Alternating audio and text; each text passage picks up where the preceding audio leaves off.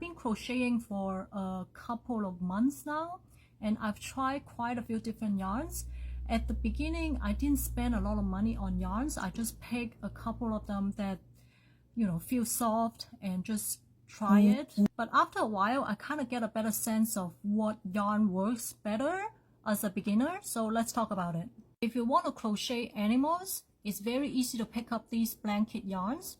These are very soft and also feels great for crochet animals.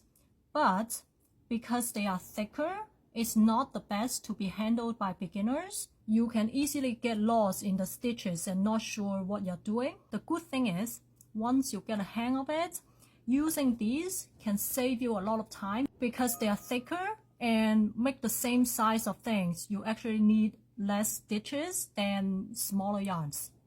Then you have very commonly used acrylic yarns. So I got these from Michaels.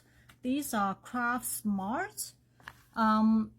Different brand can have different texture. The one that I got here, I got these from Michaels. They are on sale.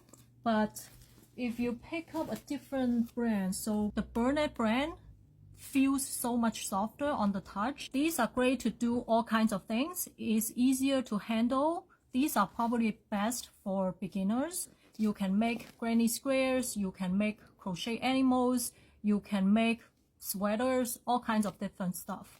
Now, because these are thinner, it takes more stitches to make the same size of crochet animals. So just be prepared. You will have to spend a little bit more time on these, but they are a lot easier to handle than blanket yarns. Then I also have these yarns that I got from Temu.